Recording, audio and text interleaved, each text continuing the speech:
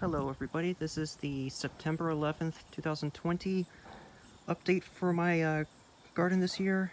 And again, say remembrance for those who died during the attacks in 2001.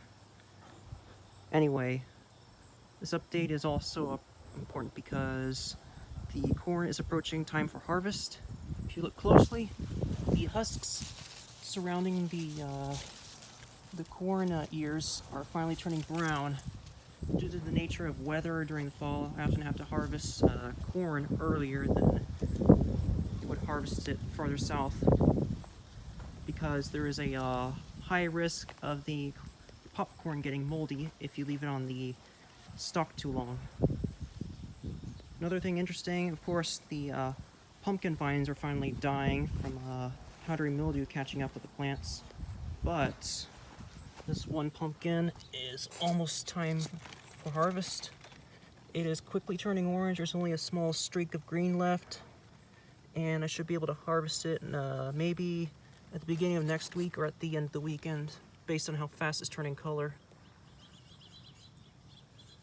Other than that, I am keeping an eye on the beans. They're still green right now, but I suspect that they're going to start turning brown in a few days. I've already harvested 4 pods from the Cherokee cornfield beans. I should expect more as they turn. Now let's go on to the next bed with the mustard. Not surprisingly, I am seeing holes from the cabbage butterfly caterpillar damage on my mustard plants.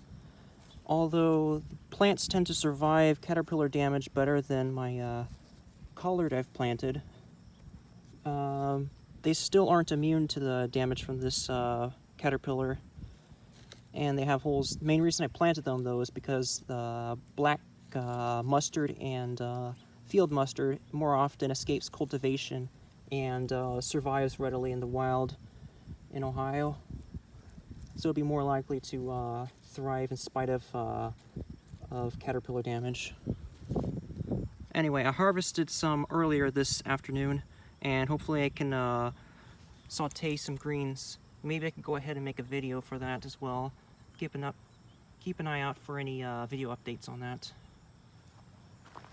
I am surprised at how slowly the lettuce is growing. Maybe the soil has poor fertility in spite of me adding high nitrogen fertilizer. Might want to go ahead and add some organic matter here. Maybe that will help speed up the process for the lettuce maturing. I'll also go ahead and plant another crop over in the other bed with the asparagus. Based on the nature of how the weather is going, it'll be soon time to plant fall spinach and collards. Over here in this bed, the lamb's quarters. Here are the flower buds opening and setting out pollen. Finally maturing.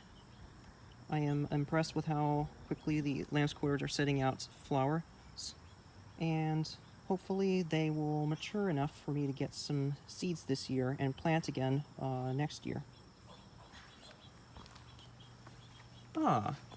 Interesting notes, the cowpea plants are very quickly approaching maturity. I've already harvested several dozen pods from the plant that have turned, when they turn brown and leathery, and I'm hoping to take the cowpeas that are mature and sprout them and serve them with salads. I did some reading, and cowpeas can be cooked a lot like mung beans, and that they can also be sprouted and eaten raw as bean sprouts, as well as cooked like other black-eyed peas and soaked overnight and then served with bacon or ham and colored. Also here are the other beans. I see bean beetle damage here. There's one if you look closely. Bean beetle damage appears to be really bad. Still getting beans though. Not as many as I would have hoped for this variety. Oh, come on. Right here, of course, the hot pepper. I only see 2 maturing pepper fruits here. Not sure what to say else. Right here, this is what the pod for a cowpea will look like when it's ready to pick. It's this light brown color. It has a leathery texture, and it's a bit crinkly when you squash it lightly. So I'll go ahead and pick this and put it with the rest of the cowpeas that are ready. And right here, of course, here's the tomato plant I got from my neighbor. So far it seems to be healthy, in spite of it being late in the season. Given how many fruits there are in it, there's a good chance I'm going to have to pick green tomatoes at the end of October and have them ripen inside somehow. As far as I know, Roma tomatoes store better than the cherry tomatoes I've grown in the past, so they might be able to keep longer in storage. They won't taste as good, but they'll still keep well. I'm excited to see this right here. The wasp is finally setting out flower buds. It is mid-September though. I am hoping though that the flower buds mature in time before the frost or before weather cools down too much. I am assuming though that these lamb's quarters and horizontal plants are actually photoperiod sensitive, because every time I grow them they typically send out flowers later in the year than other lamb's quarter plants like quinoa. When I grew quinoa flowers earlier than lamb's quarters and horizontal. And of course the amaranth this year was a almost a failure here. I only got 1 or 2 plants, and all these little baby things you can see here, they'll probably get quickly eaten by insects. And the little baby horizontal plants down here. Well, it wasn't a complete failure. I'll learn from my mistakes this year and try to figure out what I can do to fix them next year. Now let's go over to the beds with the carrots and the mustard. The purple carrots and the other carrots are doing quite well, but there's something I want to show you. Right here, this is a black swallowtail caterpillar. And in the wild, they feed on relatives of parsley and carrots. A very common host plant for them in the wild in Ohio and in other prairie states is Queen Anne's lace, which oddly enough was introduced. The black swallowtail, though, is native to North America, so I'm assuming originally this butterfly, as a caterpillar, had a different host species as related to parsley. In the southern U.S., there's actually a native small Queen Anne's lace that maybe they ate before the arrival of the European Queen Anne's lace.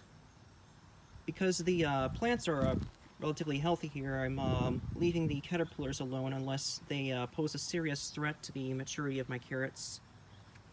There were a lot more black swallowtail caterpillars on this side underneath the early scarlet horn carrots because of their the small size of the carrots.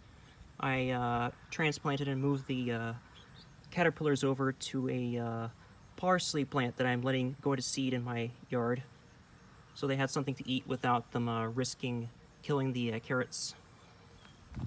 Most of the time I leave black swallowtail caterpillars alone unless for certain that they will kill the carrots. In the meantime here, I planted a few days ago some more carrots back here. Probably the last bit of carrots for the season before November, when I pull out some of them and overwinter others. And over here, you see the smeared stuff here. I actually had to hand pick out some of the cabbage butterfly caterpillars. They're the green kind, so they're the Pieris rapae, which is the more common variety.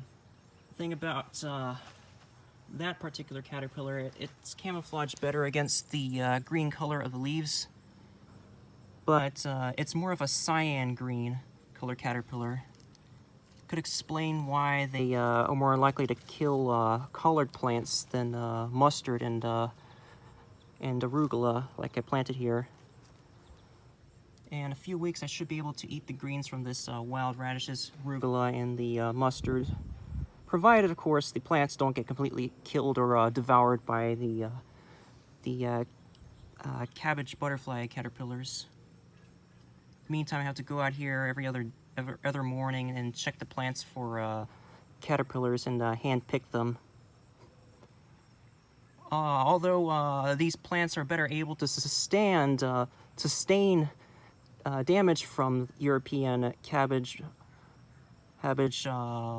worms, they aren't immune to them compared to collards. So I still have to keep an eye on the plants. So that's how this part of the garden is going. Now let's take a look at the sunflowers and the beans underneath them.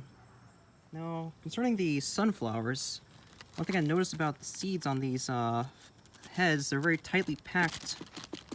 That could explain why there haven't been any squirrels getting into these, or even goldfinches and chickadees for that matter, or other bird species. I am quite surprised.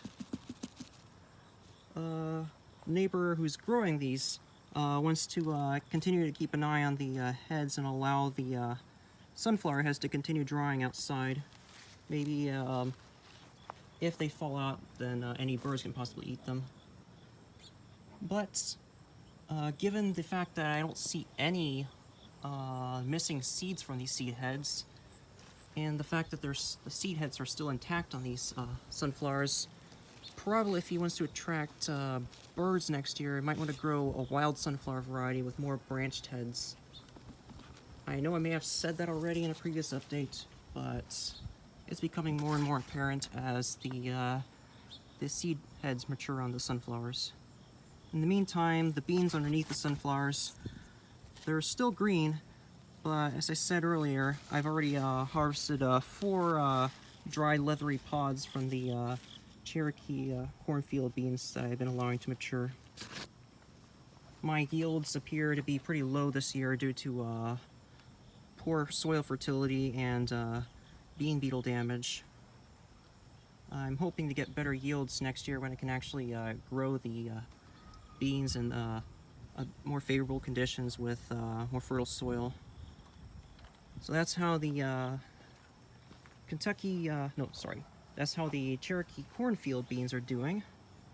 In this area, let's go look at the squash on the other side of the garden.